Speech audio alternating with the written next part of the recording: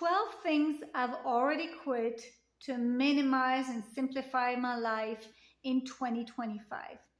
Hi guys, this is Diane of Minimize to Maximize, where we explore how to declutter things that do not serve us in life and how we maximize the important things in our life.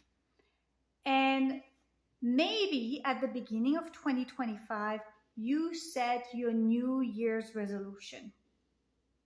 How is this going for you right now?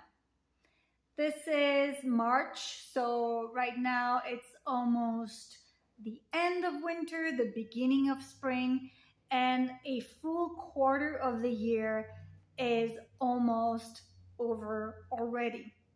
So how are you doing on your New Year's resolution? Well, I can tell you about how I'm doing on mine and the 12 things that I have already quit doing. And my number one thing I quit doing is actually New Year's resolution. Let me explain why I've done that.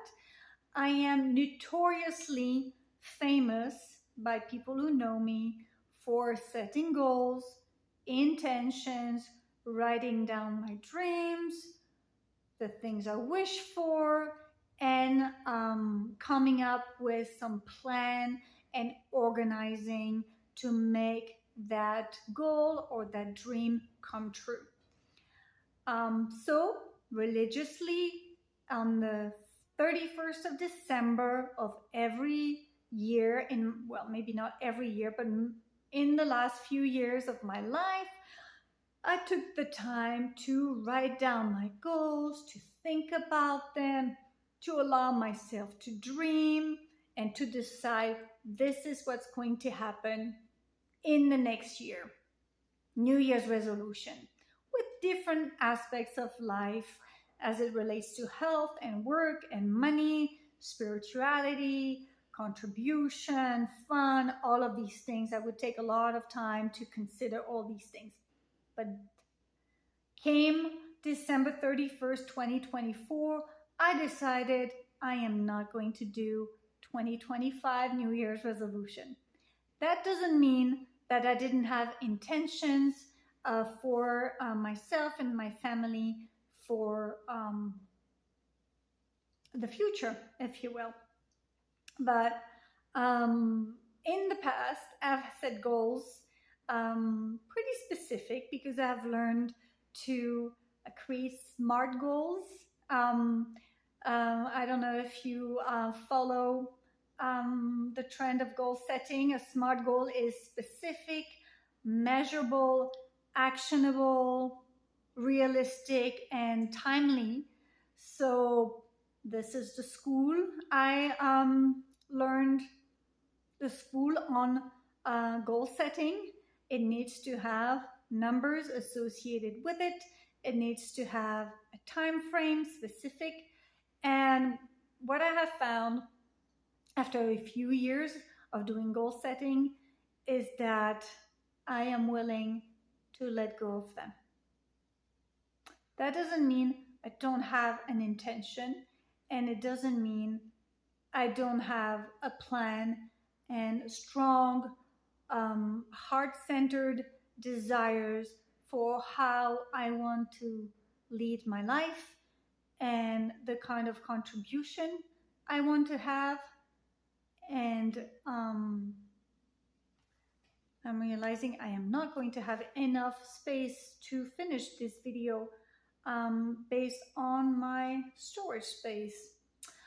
But I'm going to continue anyways. But okay, so no 2025 goals for me this year. Instead, what I have decided to do is I've decided to do an ongoing process of reassessing my priorities. What does it mean? It means that regularly I'm asking myself, what is important to me right now? And what is my next best action?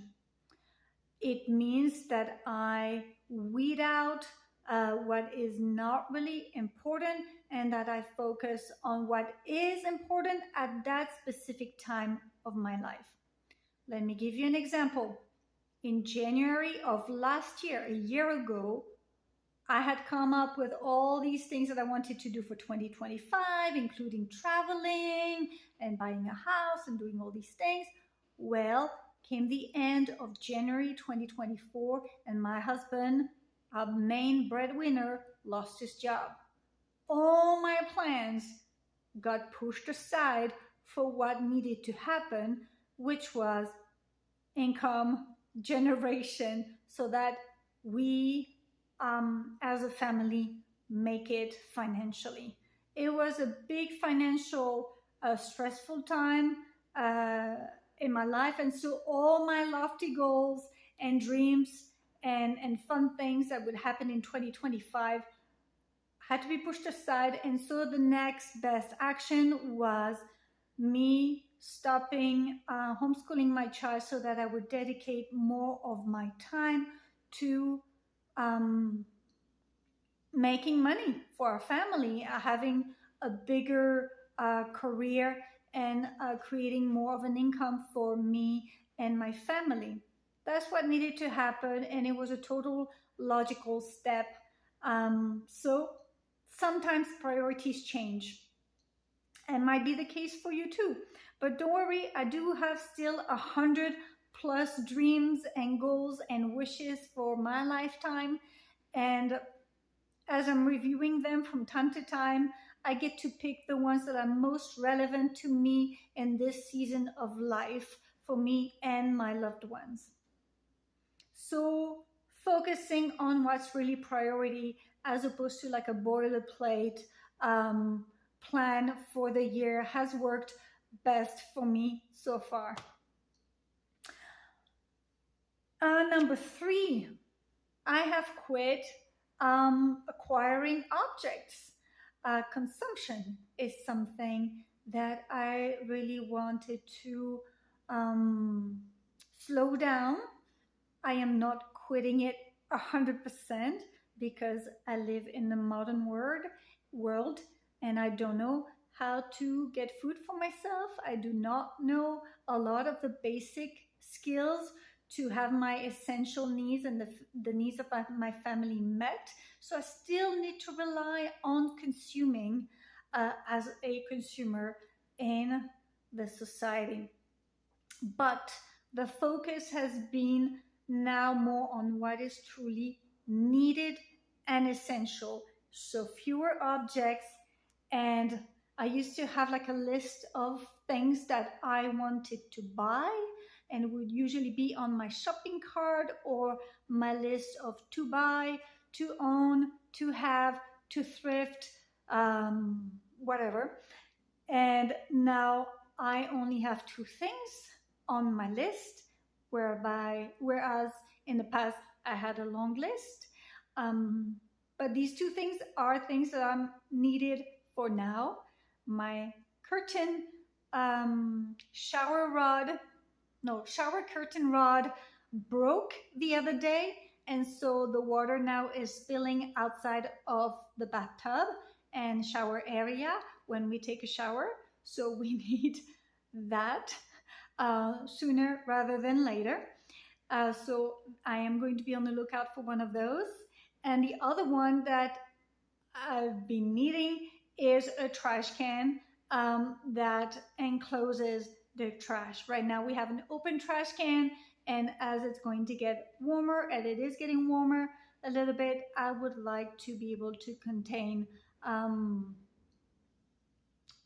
visually and for other reasons, contain the trash a little bit better than what we have now.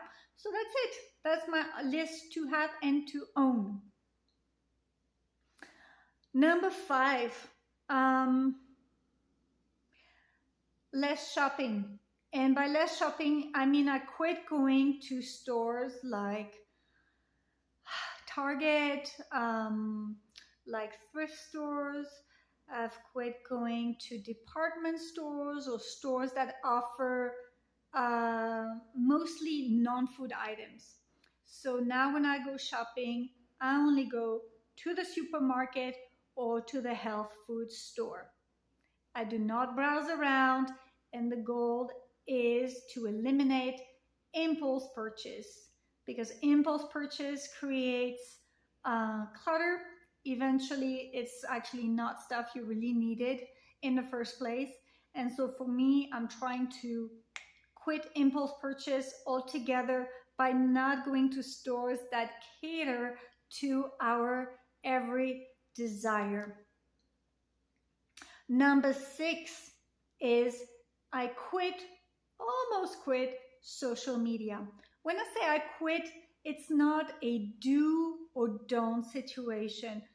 After all, I am a human being, you are a human being, and those things are not black and white things in our lives. Social media is a part of my life.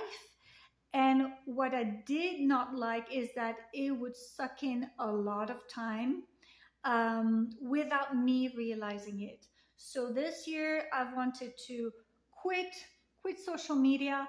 And in my case, my addiction is Facebook and YouTube. So in terms of YouTube, I haven't watched any videos lately.